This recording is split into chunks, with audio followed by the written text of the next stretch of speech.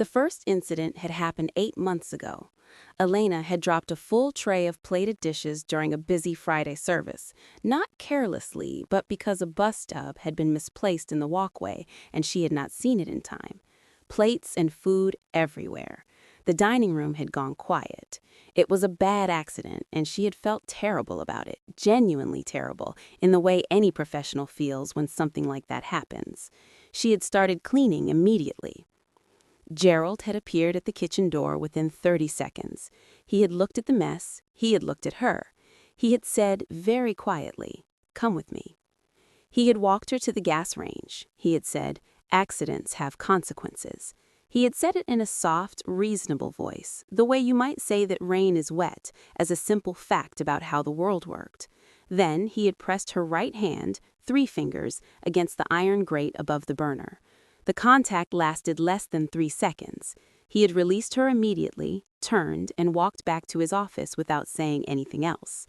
Elena had stood at the stove for a moment with her hand in the air, not yet processing what had just happened.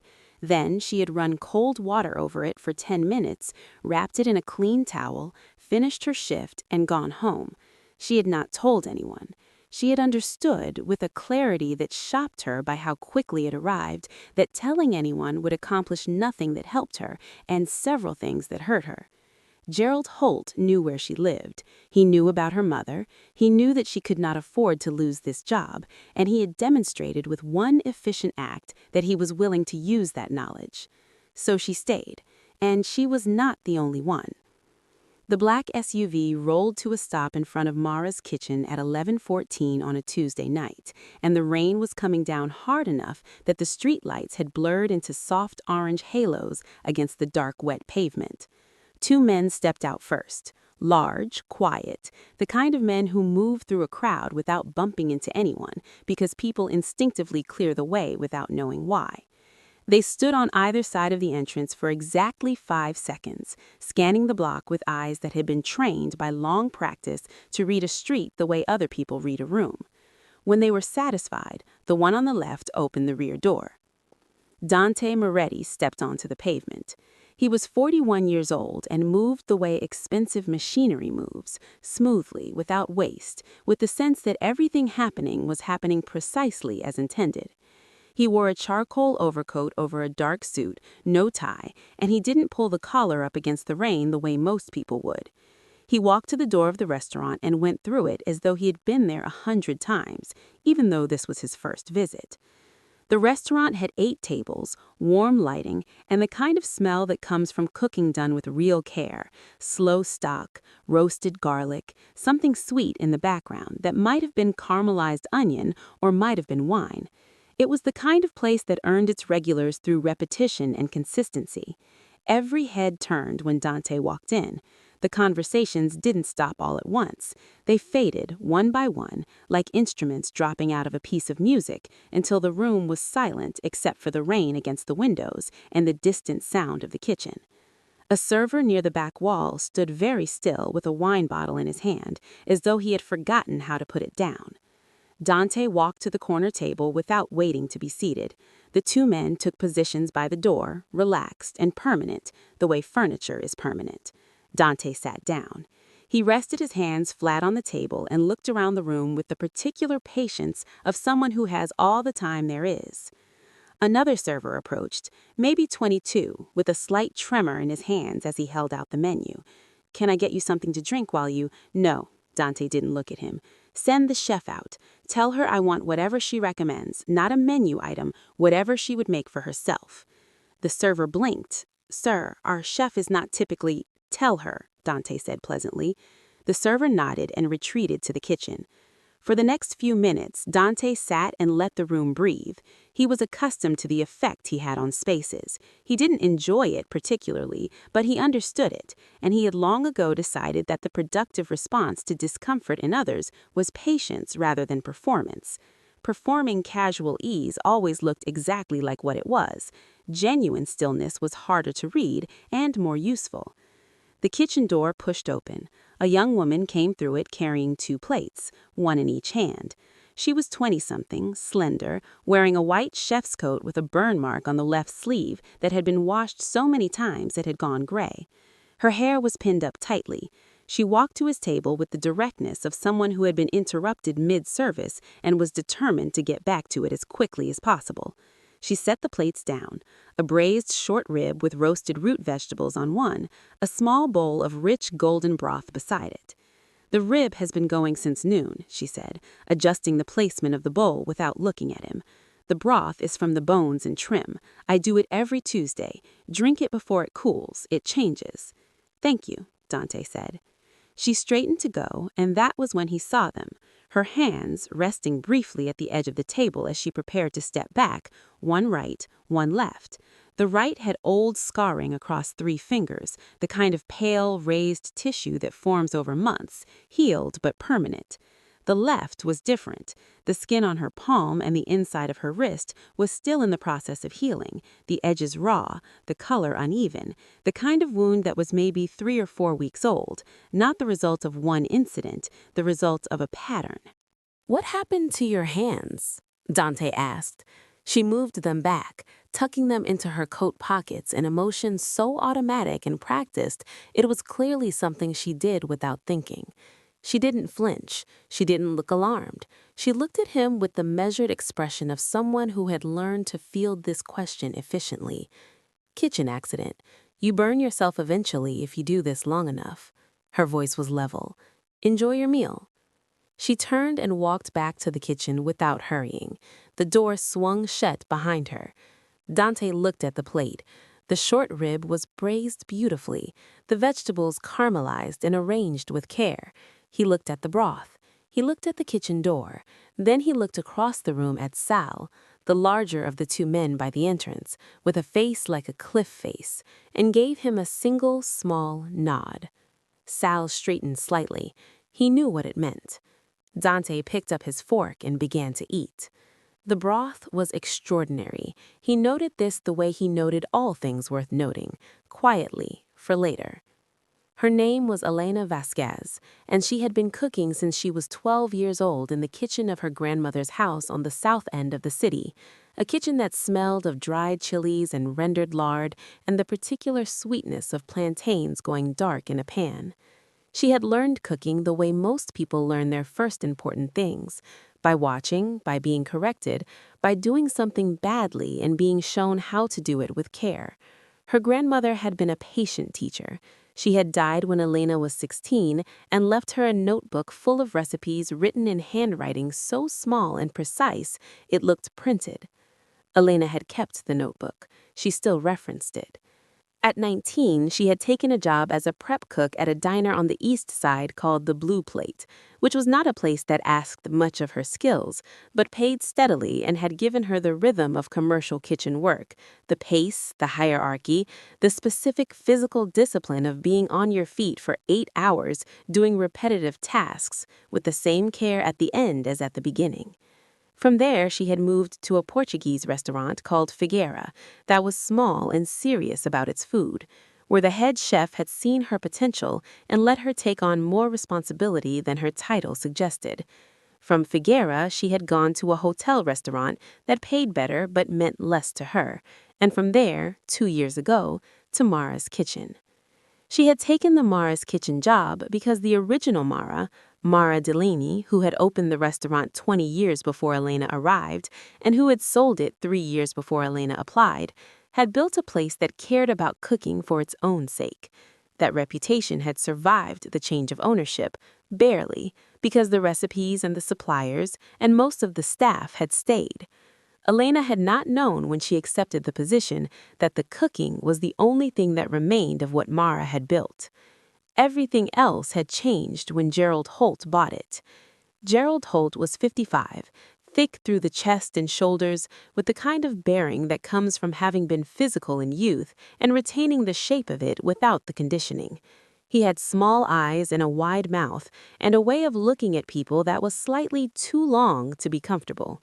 He had money from other businesses, a commercial laundry operation, a freight company, a parking facility, and he ran the restaurant the way a man runs something that exists for reasons other than the thing it appears to be for. He came in 3 or 4 evenings a week. He ate in his office. He made calls. When he came into the kitchen, the temperature of the room changed in a way that had nothing to do with heat. Elena had been warned about him before she started. A friend of a friend who had worked there before had said, "Be careful with that one, he has a temper." Elena had worked with temperamental people before. She had a philosophy about difficult employers that had served her through most of her career. Do your job better than anyone else, stay off the radar, let the drama happen around you rather than to you. The philosophy had not survived contact with Gerald Holt's particular variety of cruelty. Marcus, who worked the grill, had a scar on his right arm from 14 months ago that he told people was from a splatter accident. Diane, who ran the cold station and who had been at Mara's kitchen longer than anyone, walked with a slight stiffness in her right hand that she attributed to old repetitive strain, which nobody believed. The dishwasher before the current one left suddenly 6 months ago and never came back for his last check, which Gerald said proved he'd been stealing. Nobody believed that either.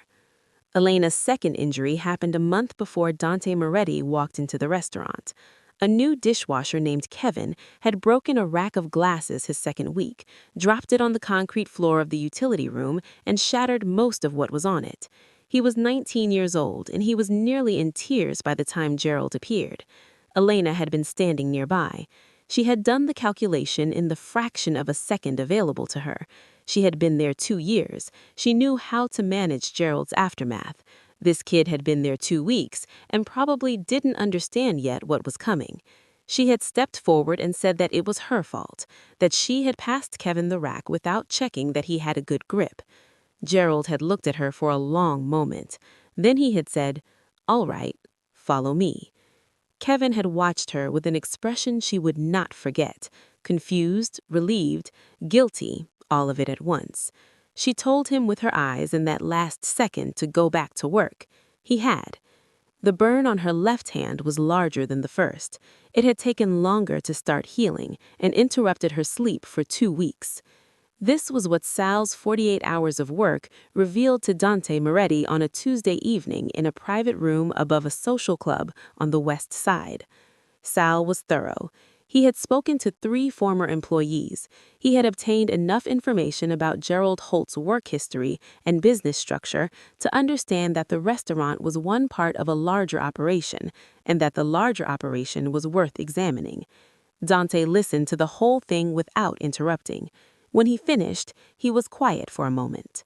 7 employees who know, Dante said. More or less, the newer ones don't always put it together right away. And none of them have gone to the police. He knows how to pick his people, mostly folks who have reasons to stay quiet, immigration complications, debt, family obligations, situations where losing the job is worse than what he's doing to them. He knows that when he hires them. That's what I think, Sal agreed. Dante turned his glass slowly on the table. He didn't drink from it. The girl, Elena, her mother's condition, is she stable? For now, dialysis 3 times a week, could need a transplant within the year, according to a contact at the nephrology clinic. Elena's the only income. Dante nodded slowly. Tell me about the laundry operation and the freight company. That's where it gets more interesting. Sal pulled a folder from his jacket and placed it on the table. The laundry business, Clean Horizon, has contracts with hotels and hospitals. Clean operation on the surface. But the freight company, Holt Transit, shows some irregular patterns in its manifests. I got access through a former driver who was fired 8 months ago for asking the wrong questions. Dante looked at Sal. What kind of patterns? Weight discrepancies. Items logged as linen and uniform loads that run heavier than they should for the volume. Pickups at odd hours from residential addresses. Residential addresses.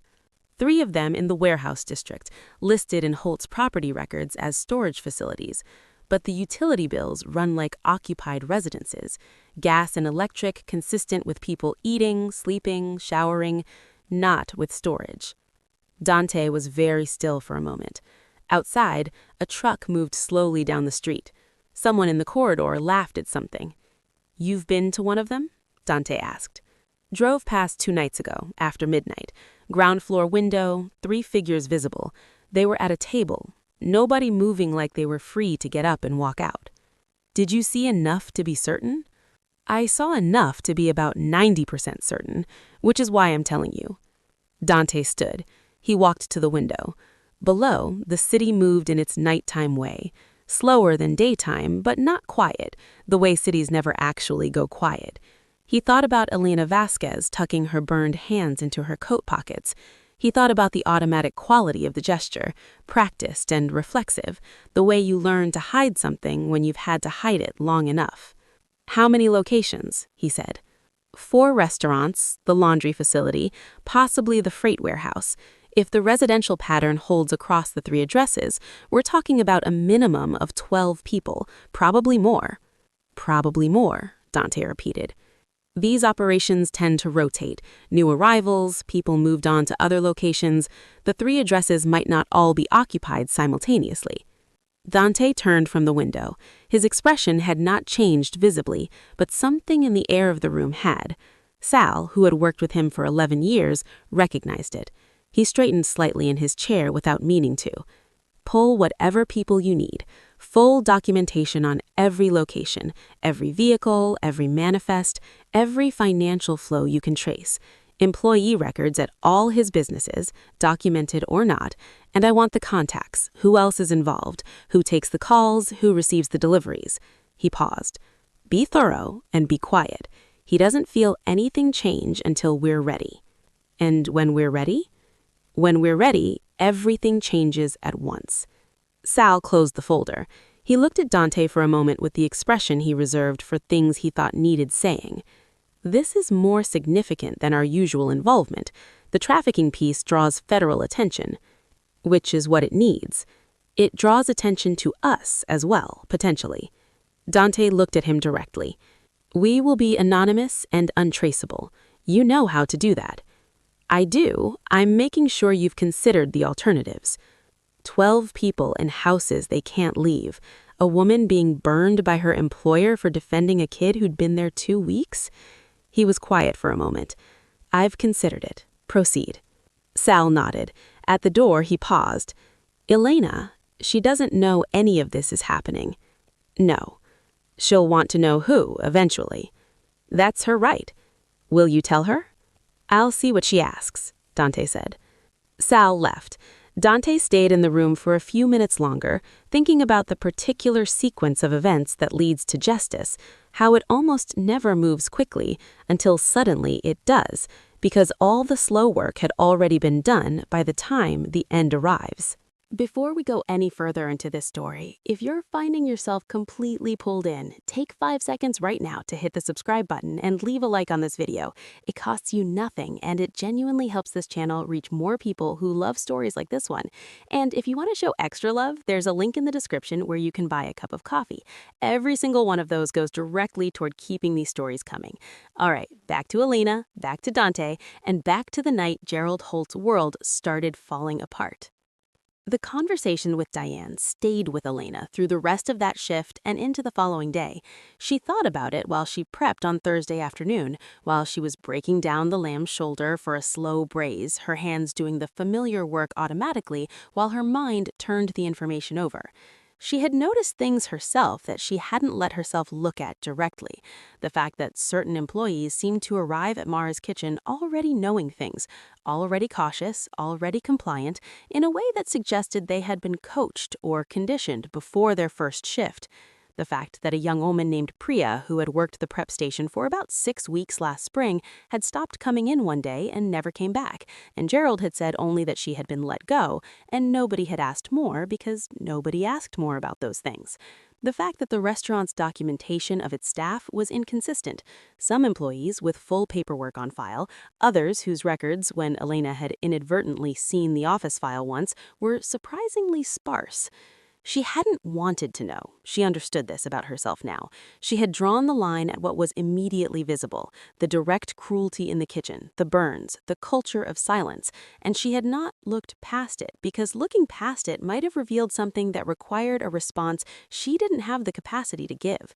She had a mother on dialysis. She had rent. She had the notebook of recipes in the drawer of her nightstand that she had been cooking from since she was 16, and the slow, ongoing project of making something real in a kitchen, which had always required a physical place and an income, and she had not been willing to risk either. She did not think this made her a bad person. She thought it made her a person who had made calculations under pressure and was only now, in a different moment, able to see what those calculations had cost. Marcus found her standing at the prep table staring at the lamb without cutting it. "Hey," he said. "Hey, you all right?" Thinking. He came around the table and leaned against the counter beside her. He was quiet for a moment in the way that Marcus was quiet, comfortably, without agenda. He had been at the restaurant for 3 years, and Elena trusted him in the specific way you trust someone you have worked alongside in a demanding environment, completely and in a narrow band, the way a bridge is strong exactly in the direction it was built to bear weight. "Something is moving," he said, finally, which was what Diane had said. "I know. You want to talk about it?" "Not yet." She picked up the knife and began breaking down the lamb. "Thursday, I'll know more." He nodded. He went back to his station. Neither of them said anything else, which was also a kind of conversation. That Thursday evening, Sal sent a brief message to Dante's phone. 1 sentence. "All 3 addresses confirmed. Photographic documentation complete." Dante read it at his desk. He thought about Friday. He called Ellison. "The transfer documents are ready," Ellison said before Dante could ask. "I had them prepared yesterday. All we need is the execution date." "Friday," Dante said. "I'll have everything filed by end of business Friday." "No, filed simultaneously with the rest. Not before, not after. I'll send you a time." A brief pause. "Understood." "One more thing," Dante said. "The new owner is going to call you Saturday morning. She'll have questions. Answer what you can. Don't tell her the source." "Standard protocol." "She's not a standard client," Dante said. "She's someone who deserves a straight answer where you're able to give one." Another pause, this one with a slightly different quality. "I'll do my best." "Good," Dante said. He hung up. The 2 weeks that followed moved at 2 different speeds. For Elena and the staff at Mara's kitchen, they moved the way time moves in a situation where you are waiting for something bad to happen but don't know exactly when, slowly, with a heightened awareness of ordinary things. Gerald had been distracted lately, which meant fewer visits to the kitchen, which meant the evenings were technically easier, but the absence of immediate danger had a way of sharpening the underlying anxiety rather than relieving it. When a predator is quiet, you don't relax, you listen harder. Diane pulled Elena aside on a Wednesday evening in the walk-in cooler, speaking low and quickly. "Someone has been coming in asking about you. Not just you, he asked about all of us, but specifically about you. 2 visits, both after 9, orders coffee and tips like he's paying for something else." Elena kept her hands busy restacking the covered prep containers. Description? Dark coat, quiet, older, 40s maybe. His manner always with him. He doesn't look like a cop. What does he look like? Diane considered. "Like someone who makes decisions," she said finally, "and never has to explain them." Elena said nothing for a moment. "What kind of questions?" "How long you'd worked here, whether you were well, whether you had family in the city." Diane's voice dropped further. "Elena, he asked whether your hands were healing." Elena put down the container she was holding. She looked at the wall of the cooler for a moment. "He was here 3 weeks ago," she said. "Corner table. He noticed when I served him." "And you didn't say anything to me?" "I didn't think it meant anything." "Does it now?" Elena turned and looked at Diane directly. Diane was 44 years old, had been at Mara's kitchen for 6 years, had seen more of what Gerald Holtz was than almost anyone. She had stayed because she had a son in college and a mother in assisted living and a financial situation that made options feel theoretical. "Something is moving," Elena said quietly. "I don't know what. If it becomes something we need to know about, we'll know. And if it's something dangerous, then we deal with it the same way we deal with everything else. Carefully." Diane looked at her. "You trust him? The man in the dark coat?" "I don't trust anyone I don't know," Elena said. "But I don't think he came here to make things worse for us." She went back to the kitchen, she cooked her shift, she went home and sat with her mother until Rosa fell asleep, and then she sat in the kitchen of their small apartment and thought about a man who had asked whether her hands were healing, and found that she did not know what to do with that thought. So she put it somewhere to examine later and went to bed. Meanwhile, at a different speed entirely, Dante's people worked. The name that kept appearing as the operational coordinator for the less visible parts of Gerald Holt's business was Victor Crane. He was 48, worked officially as a logistics manager for Holt Transit, and had a history that included 2 prior arrests, one for fraud that had been pleaded down to, and one for a charge that had been dropped entirely under circumstances that Sal's contacts described as financially negotiated. He was the man who took the calls about the manifests. He was the man who coordinated the residential addresses. He was the point of contact between Holt's visible businesses and the network that moved people through them. Sal found him through the fired driver, who had held on to more documentation than he'd initially said. The driver's name was Terrence. He was 50, African-American, had driven freight routes for 22 years before Holt Transit, and he had kept his phone photos because he was a man who didn't like loose ends and couldn't quite let go of the feeling that something wrong had happened on his watch. When Sal sat across from him in a diner in the eastern part of the city and explained carefully that someone wanted to use what Terrence had documented, Terrence had been quiet for a long time. "Will the people who are in those houses get help?" Terrence asked. "That's the objective," Sal said. "Not the side objective, the main one?" "Yes." Terrence had looked at his coffee. "All right, what do you need from me?" Sal had spent 3 hours with him. He had come away with enough documentation, manifest photos, personal notes Terrence had kept, 2 names of other drivers who had similarly noticed things and similarly stayed quiet, to build the framework of a case. The financial piece came together through a different channel. Dante had a relationship with a firm that did, among other things, corporate financial investigation work that operated in the space between what was public and what was technically accessible to people with the right capabilities. Within 10 days, they had traced enough of the money flow through Clean Horizon and Holt Transit to show that Gerald's visible businesses were effectively laundering money earned through operations that didn't appear in any tax filing. The residential facilities were costing money, food, utilities, the operational costs of keeping people, and that money had to come from somewhere and go somewhere, and the pattern of where it went included several addresses in other cities that, when cross-referenced with certain federal databases Dante's people had access to through sources he did not share with Sal, formed a picture that was comprehensive and damning. By the end of the second week, they had enough. Dante met with his lawyer Ellison on a Thursday and laid out the transfer of Mara's kitchen. He met with a trusted intermediary on the same afternoon and arranged the delivery of the documentation package: financial records, manifests, photographs of the residential addresses, Terrence's testimony organized and formatted, the names of 2 witnesses inside Holt's operations who had agreed to speak if their protection was guaranteed. The package was going to 2 places. The first was the Federal Organized Crime Unit's Trafficking Division. The second was an investigative journalist named Sandra Park at the city's largest newspaper, who had been working a story on labor trafficking networks for the better part of a year, and who had told her editor 6 months ago that she had the outline but not the evidence. She was about to have the evidence. "You understand," Dante told his intermediary, "that the source is permanently anonymous. There's nothing in the package that leads back to me or my organization.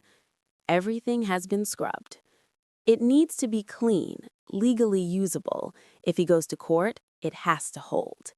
It will hold. The people in those houses," Dante said, "I want to make sure that whoever receives this understands that their protection is the immediate priority, not the arrest, not the financial case, the people. The journalists will write it that way, and the federal unit, they have protocols. Make sure they understand it's expected." The intermediary nodded. He picked up the package and left. Dante sat alone in the room for a moment. He thought about timing. He thought about Gerald Holt having dinner in his back office 3 evenings a week, eating food that Elena Vasquez and Marcus and the rest of the staff had prepared, unaware that the walls had already started coming down. He thought about the specific satisfaction of that, not triumphant, not theatrical, just the clean, particular satisfaction of a mechanism that had been set in motion and was running properly toward the right destination. He thought Friday. It would be Friday. The Friday night service at Mara's kitchen was the busiest of the week. Elena arrived at 2 in the afternoon to start prep. She was making a braised lamb shoulder that needed 4 hours, a reduction sauce that needed attention, and a mushroom tart for the specials board that she had been refining for 3 weeks and finally felt was right. The afternoon had a good quality to it. Gerald had called in the morning to say he would be coming in late, which meant the kitchen functioned during the afternoon prep hours the way it did in every person's private imagination of what a kitchen should be: collaborative, focused, the conversation easy and purposeful. Marcus made a joke about the reduction that made Diane laugh so hard she had to step away from the station. The new dishwasher, Kevin, worked quietly and efficiently and had stopped flinching every time the office door at the back of the restaurant opened. Elena noted all of this the way she noted things she didn't want to take for granted. Gerald arrived at 7:15. He went straight to his office. He had received 2 calls on his cell while he was in the parking lot. Elena had seen him through the window, standing beside his car with his phone to his ear, not moving, listening. His face during the second call had an expression she had not seen on him before, something that was not his usual confidence, something compressed and careful. She went back to the lamb. At 9:30, a man came through the private rear entrance, not the kitchen door, but the one that connected to the small corridor outside Gerald's office, the one that only delivery drivers and Gerald himself used. He was moving quickly. He knocked twice and went directly in without waiting. Elena was at the stove. She heard the door, heard the knock. She didn't turn around. She kept her attention on the sauce, tasting it, adjusting. 15 minutes later, she heard footsteps, 2 sets, hurrying, and the rear door opened and closed again. Gerald was gone. She looked at the kitchen door. Marcus caught her eye. He shrugged, meaning, I don't know. Diane had heard it too. She was watching the kitchen door with the particular stillness of someone waiting for information. Elena turned back to her stove. Whatever was happening, she would cook through it. She had always cooked through things. 7 blocks away, in the covered parking structure attached to Gerald's laundry facility, Gerald Holt was intercepted. He had been told by the man who had come to his office that there was a problem at the Clean Horizon facility that required his immediate attention, a problem with one of the residential addresses, a situation that needed to be handled personally before certain people became nervous. Gerald trusted this because the man who told him was the only person he trusted operationally, and because Gerald had learned over the years of building his network that personal attention at the right moment was sometimes the only thing that kept structures from collapsing. He walked to the second level of the parking structure and found 2 federal agents and a state prosecutor waiting beside an unmarked car. He stopped walking. He looked at them. He looked at the exits. He looked at the man who had brought him there, who was already standing at a distance with his hands in his pockets and an expression that said, I'm sorry, and I was not given a choice. Gerald Holt, the prosecutor said, you are arrested. Gerald said nothing for a long moment. Then he said, quietly, I want my lawyer. You'll have that opportunity. I want him right now, before anything else. You'll have the opportunity, the prosecutor repeated, patiently, as they moved toward him. He reached for his bag instinctively, the one he had brought from the office, that contained a passport and an amount of cash that the federal agent, when he looked inside it, noted with an expression of someone whose expectations have been precisely confirmed. Gerald had been planning for the possibility that tonight might be the night. He had simply been wrong about how it would happen. He did not resist. He was placed in the vehicle. He was driven away. Within the following 90 minutes, while the Friday night service at Mara's kitchen wound through its final hour, a series of events occurred in the city that were simultaneous and coordinated with the efficiency of something that had been planned carefully and executed precisely. Victor Crane was arrested at his home by a second federal team. He asked for a lawyer and then, after 45 minutes in a federal holding room with a copy of the documentation package in front of him, decided that cooperation was his best option. He began talking at 11:15 p.m. The 3 residential addresses were visited by law enforcement teams accompanied by a victim services coordinator. 11 people were found across the 3 locations, 7 adults, 4 teenagers, all of them in conditions that the coordinator's report would later describe with clinical language that meant something terrible and real. They were transported to appropriate facilities, offered interpreters, and connected with legal advocates. Their immediate situation, which had been in some cases ongoing for months, changed on that Friday night. The financial accounts linked to Gerald Holt's businesses were frozen pursuant to warrants that had been in process for 48 hours and executed simultaneously with the arrests. The operating accounts for Holt Transit locked. The accounts for Clean Horizon locked. The restaurant accounts locked. At 11:47 p.m., a document was filed with the County Property Records Office initiating the transfer of the property at Mara's Kitchen to its new owner. This was the last piece of the mechanism that Dante had set in motion, and it moved through administrative channels with unusual efficiency, the way things sometimes do when the right people understand that urgency is appropriate. Inside the restaurant, the Friday service ended. The kitchen was cleaned, the staff exchanged the usual end-of-shift small talk, who had interesting tables, what had run out, what needed to be prepped for Saturday. Gerald had not come back, which was unusual but not unprecedented, and nobody raised it as a subject because raising it would require acknowledging things that they had all, by collective and unspoken agreement, maintained the habit of not naming out loud. Elena walked home in the rain with her hands in her jacket pockets. She was thinking about the lamb, whether the braise had gone exactly right or whether she had pulled it 5 minutes too soon, and about her mother's appointment on Monday, and about the mushroom tart and whether the Thursday regular would come this weekend or next. She was not thinking about what had happened 7 blocks away. She would think about that tomorrow. Saturday morning arrived clear and cold, the overnight rain having washed the streets and left the sky an unusually clean shade of blue. Elena was up at 6:30, which was her natural rhythm, and she made coffee and sat at the small kitchen table and opened her phone to check the morning news the way she did every day before her mother woke up. The story was the lead on the city section. Local businessman arrested in federal trafficking investigation. Gerald Holt, 55, owner of multiple commercial properties and businesses in the city, was taken into custody Friday evening as part of a federal investigation into an alleged labor trafficking network operating through his restaurant and commercial laundry operations. According to federal prosecutors, workers were brought to the city under false pretenses and held in substandard conditions at multiple residential facilities while being compelled to work at Holt's businesses. 11 individuals were rescued from 3 locations late Friday night. Victor Crane, 48, described as a logistics coordinator for Holt's operations, was also arrested. Both men face federal trafficking charges. Elena read it twice. She set her phone face down on the table. She picked up her coffee with both hands and held it for a moment, not drinking it, just holding it. Her left hand was still slightly stiff in the morning, the way it had been for a month. She looked at it. The pink skin along the inside of her wrist was smoothing out now, less angry than it had been. Given time, it would fade the way the first injury had faded, not gone, but quieter, a mark that would stay but stop demanding attention.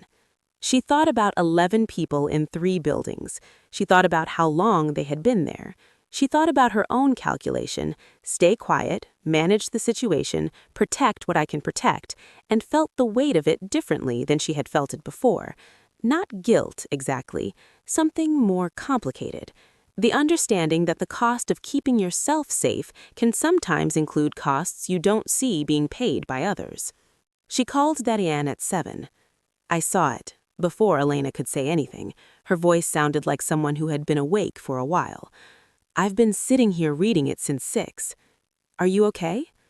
A long pause. I think so. I don't know what I feel yet. Relieved and I don't know. There's something else under the relief. I know, Elena said. The people they found, Some of them might have been working alongside us, and I didn't know there were people in houses. I knew there was more to it than just the restaurant, but I didn't know how much more. None of us knew the whole of it. Someone did. Someone built this whole thing in 48 hours and handed it to the right people. That doesn't happen by accident. Diane's voice was thoughtful. The man in the dark coat. Elena said nothing, which was not exactly true. What do we do about work? I'll find out. I'll go in this morning and see what the situation is. I think it's going to be okay. You think? I think. She paused. I'll call you after I see the building. She ended the call and sat with her thoughts for a moment. Her mother would be awake soon. Rosa Vasquez, when she woke, would want to know about the news. She watched everything from her chair by the window, the way people who can't go very far learn to watch the world thoroughly from where they are. Elena would tell her the truth and let her make what she made of it. She dressed and went to the restaurant before her mother woke. There was a notice on the back door, not a closure order, not a legal hold, a formal letter on cream-colored stationery from an attorney's office named Ellison Partners, informing staff that the restaurant had new ownership effective the previous Friday, that all current employees would retain their positions at their current wages pending a brief transition meeting, and that the new owner intended to continue operations without interruption starting Monday. Marcus was already there, reading the same letter. He looked up when Elena arrived. New ownership? He said. That's what it says. Who? It doesn't say who on the letter. Elena took the letter from him. She read it. There was a second page attached, in ownership documents, the kind filed with the county property office. She turned to it. Her own name was at the top. Elena Vasquez, sole proprietor, transfer dated Friday, November 14. Consideration, fair market value, paid in full. All encumbrances released. She stood in the doorway of the restaurant and read her name 3 times, very slowly, making sure she was reading it correctly. Marcus was watching her face. Elena, what is it? She handed him the page without saying anything. He read it. He read it again. He looked up at her. He started to say something and stopped. Diane arrived at that moment, let herself in, and found both of them standing in the hallway looking at a piece of paper with the particular expression of people who have just been confronted by something that doesn't fit into any available category. What? Diane said. Elena looked at her. It's mine, she said. The restaurant. It's mine. Diane took the paper. She read it. She put her hands over her mouth. Oh, she said, very quietly. Elena called the number on the letter. A professional voice explained that the transfer was complete, legally clean, all documentation in order, the previous owner's interest dissolved as part of a broader legal proceeding, and that she was the lawful owner of the property and business effective immediately. Can you tell me who initiated this? Elena asked. I'm not at liberty to disclose that information. Was it voluntary? Did the previous owner agree to this? A brief pause. All aspects of the transfer were legally executed. I'm not able to go into more detail than that. All right, Elena said. Thank you. She hung up. She stood in her restaurant, and looked at the dining room through the pass, the 8 tables with their plain wooden chairs, the chalkboard on the wall where the specials were written in her own handwriting, the kitchen behind her that smelled of the stock she had left simmering on low when she'd left the night before. Someone decided you should have this, Diane said softly. I know, Elena said. Are you all right? Elena thought about this honestly. She looked at her hands. I'm going to be, she said. Yeah, I think I'm going to be. He came back on Tuesday. It was raining again. It always seemed to be raining in this part of the city in November, a fine, persistent rain that wasn't heavy enough to be dramatic, but was thorough enough to be felt. The black SUV stopped in front of the restaurant at 11:08 p.m. The 2 large men stepped out. The rear door opened. Inside the restaurant, things were different in ways that were small but accumulating. The lighting over the prep station had been adjusted so the kitchen wasn't so shadowed. The music was different, something from a speaker Elena had moved to the corner, jazz, low and structural. The specials board had 3 new items, all in her handwriting. There were fresh flowers in a small jar on the host stand that hadn't been there under Gerald's management because Gerald considered them unnecessary. The staff moved differently. Diane laughed at something without checking the office door afterward. Marcus was explaining to Kevin how to break down a whole fish, and Kevin was listening with the focus of someone who has recently been reminded that learning things is possible. The servers moved with a particular lightness that is the physical expression of not being afraid. Dante sat at the corner table. The server who approached him, the same young man who had trembled with the menu the first night, approached with steadiness. He brought water without being asked and said that the chef would be out to see what he'd like. Dante nodded. Elena came out of the kitchen within 2 minutes. She wasn't carrying anything this time. She stopped at the edge of the table and looked at him with the same directness she had looked at him with before, eyes that assessed without performing. "You were here 3 weeks ago." I was. Your man was asking about me. He was. She pulled out the chair across from him and sat down. He watched her do it, this small act as claiming space, of deciding to occupy a seat that she had not been invited to. He found it interesting. "I want to understand what happened," she said. "What would you like to know?" "Why you started it, what you noticed, what you did." She paused. "In that order." Dante looked at her hands, which were resting on the table, not in her pockets. He noted the difference. He noted the scar on the right fingers and the newer, fading mark on the left wrist. He noted that she was not hiding them. "I noticed your hands," he said. "That first night, when you served the food. You asked about them." "I did. And you told me it was a kitchen accident." "It was a kitchen accident," Elena said. "Just not the kind that happens by itself." "I knew that. Not the specifics, but the shape of it." "So you had your man look into it?" "Yes." "And he found the rest of it?" "He found that your employer was a man who used people's limited options as a mechanism of control, and that the control he exercised in that restaurant was one part of a considerably larger operation." He paused. "I made a decision about what to do with that information." Elena was quiet for a moment. The rain ran down the windows. Someone in the kitchen laughed briefly, and the sound came through the pass clearly, unguarded. "The people he was holding," she said, "the 11 people they found, are being helped. The federal agencies have resources and legal mechanisms better suited to that work than I have." "Were they at the restaurant? Working here?" "Some of them may have been, at various times. I don't know the specific assignment history." She absorbed this. "I didn't know about the houses, about any of it being bigger than—" She stopped. "You knew what you could see from where you were standing, which was already enough to be dangerous." "I stayed quiet," she said. It came out with a flatness that was self-directed. "You stayed alive," he said. "And you protected a kid who had been there 2 weeks at cost to yourself. Don't revise that into something else." She looked at him. Something shifted slightly in her expression. "The restaurant," she said. "That was— I don't know what that was. I called the lawyer and he said it was a clean transfer, fair market value paid in full, all documentation in order. He wouldn't tell me who." "No." "Was it you?" It wasn't a question. She had already known when she asked it. "Yes," Dante said. "Why?" He looked at her steadily. "My mother worked most of her life for a man who treated his employees the way you were being treated. She stayed because she had no options, and he knew it, and he used that knowledge the way men like him always do. Not dramatically, not loudly, just steadily and for as long as he could." He paused. "I was too young to do anything about it when it was happening. I spent a long time being too young. I'm not too young anymore." Elena was very still. "She's still alive?" Elena asked after a moment. "She died 9 years ago. Not from that. From other things." He looked at the table briefly. "She would have been 72. "I'm sorry."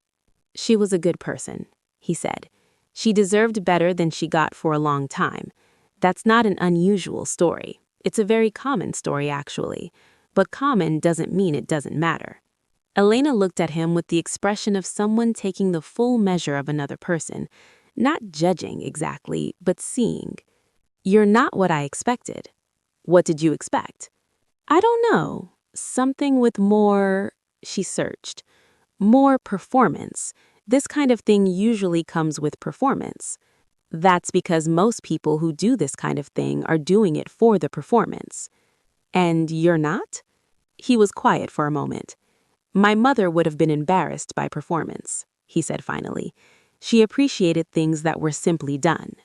Elena was quiet for a long moment. The kitchen sounds continued, the precise sounds of a kitchen run by someone who knew what they were doing, ordered and purposeful and unafraid. "I'm going to make changes," Elena said, "to how the place runs. Starting wages go up across the board, kitchen and front of house. The prep staff get health coverage, which is going to be expensive, but I know the margins on this building and I think it's possible within the first year if I manage it right." "Good," Dante said. "It'll be tight." Good things usually are at the start. "I'm changing the sourcing, more direct from local suppliers, more expensive per unit but better product, which means better food, which means I can justify the prices I actually need to charge." She said this as though reciting from a plan she had been building for a long time, maybe for years, waiting for the circumstances that would make it possible. "And I'm going to hire one more kitchen person, properly paid, not someone in a situation where they have no choice." "That last part," Dante said, "is the most important part, yes." He nodded. He leaned back in his chair and looked at her with something that was not a smile, but was adjacent to one. The expression of someone watching something that is, against the considerable odds of the world, going exactly right. "What would you make for yourself tonight?" he asked. "If it was just for you, no service, no tickets, just you in the kitchen." She blinked at the shift in the question. Then she thought about it genuinely. "The lamb," she said, "from Friday, but I'd braise it longer, another 40 minutes, lower temperature, and I'd change the acid in the sauce, a little more vinegar, less wine. The wine softens everything. I want a clearer flavor." "Is it on the menu tonight?" "Not the version I want to make." "Make it for Thursday," he said. "I'll come back." She looked at him for a moment. "Thursday," she repeated, as though confirming it to herself. "Thursday." She stood. She smoothed the front of her coat.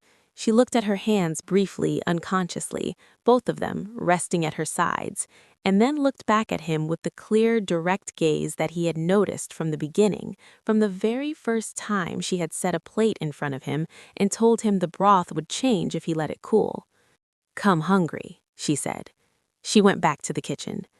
Dante sat for a moment in the corner of the room that had been, until very recently, a place where people worked in fear, and listened to the sounds coming from the kitchen, the clean, rhythmic sounds of food being made well by someone who chose to be there, surrounded by other people who chose to be there, without any architecture of compulsion holding them in place. He ate the plate that a server brought him, which was a roasted chicken with herbs and a grain salad, and it was excellent. He left an envelope on the table that was more than the bill. He put on his coat. Outside, the rain had stopped. The pavement was still wet, reflecting the street lights in long orange lines toward the curb. He stood on the sidewalk for a moment before getting into the car. Sal was already in the driver's seat, waiting with the particular patience of someone who has spent years waiting for a particular person and has decided it is simply what time looks like. Dante got in. "How was it?" Sal asked. "Better than last time," Dante said. Sal pulled into traffic. They drove in comfortable silence through the wet streets of the city, past the restaurants and late-night bodegas and the office towers with their upper floors dark and their lobbies still lit, past the river and the bridge and the particular stretch of road that always smelled of the bakery that started production at midnight.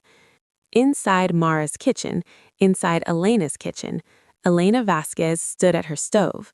She reached for a pan with her left hand, not quickly, not testing herself, not making a point of it, just reaching because it was the closest hand and the pan needed to be moved, and she moved it.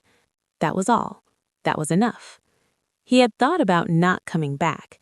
He had done what he had come to do.